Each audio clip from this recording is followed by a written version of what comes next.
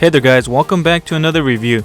Today we'll be looking at this $159 23.6 inch nearly bezel-less monitor that was sent to me to review by Suvom. Let's get started. Inside the box you will get the power brick to charge the monitor, a VGA to VGA cable comes included. Here's the good looking rose gold V-shaped stand, and on the video this looked more bronze than rose gold, and in person it still looks kind of more bronze but not as exaggerated as in the video. Hiding down there is the user manual. For now I'll set that to the side. From the looks of it, it looks like it has built-in speakers on the back because of the cutouts on each side, but sadly it doesn't, they are air vents. Taking a closer look, we got the charging port next to the VGA connection, and following that the DVI connection and no HDMI port. I would recommend investing in a DVI cable to HDMI converter or a DVI cable to HDMI cable, but sticking to DVI because the signal is digital compared to the analog signal on the VGA cables. The signal on the HDMI is also digital and it looks just a tad better than DVI, but it's not noticeable to the untrained eye. But VGA compared to DVI is more noticeable. The resolution will be the same. The difference is that you will notice that the color reproduction is much better and more pleasing to look at using DVI to HDMI. It's more saturated and it looks more vibrant. Going over to the front of the monitor, on the right side bottom of the monitor you will find the buttons which are made out of plastic. The button press is pretty subtle and well spaced, and the whole surrounding is also plastic. You got a few menu options to play with. They got their own night mode that dims the display and gives it a yellowish tone, filtering blue light to make it easier on your eyes. The only assembly is the stand, and it's pretty simple. You just unscrew the screw here and put the stand on it, and then put the screw back on it, and that's it.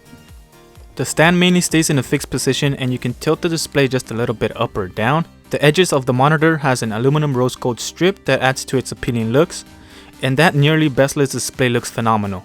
The display resolution comes in at 1920 by 1080p with a refresh rate of 60 Hz. The LCD display brightness is rated at 250 candelas per meter square, which is just 250 nits, since 1 candela per meter square is equal to 1 nits. Fun fact of the day: the ideal brightness for a monitor is around 200 to 400 nits to use indoors, making this Suvom monitor bright enough to use indoors. The monitor is slim, so it won't take up much room in your desk. The top side is the skinniest and the bottom is the thickest. The stand protrudes forward just a tiny bit, but nothing that will get in anyone's way. Moving forward, this is a nice gaming monitor which is not very reflective, except in this video. The camera manages to make it look reflective since I have my lights right next to the monitor and the light bounces from my display to the lens. I'm playing Warface, which is a very fun game, and to me it's plenty good for that. You won't be getting the high frame rates that a lot of gamers love, but nevertheless the gaming experience in this 1080p monitor is plenty good for a monitor at this price point. So once again, I highly recommend you invest in that DVI to HDMI cable. It will make web browsing and watching YouTube videos much better. So this monitor comes in either silver or rose gold, which I got. The edge-to-edge display is nice to look at even when the monitor is turned off, and it has a nice clean look. It's a decent monitor for video editing. The big display is great for being able to look at more information at once.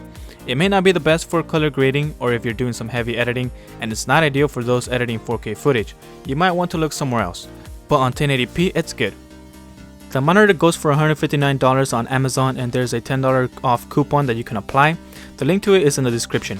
I think that 1080p is good enough if you are on a budget, making this a good budget option if you are looking on extending your screen or using this as your main screen.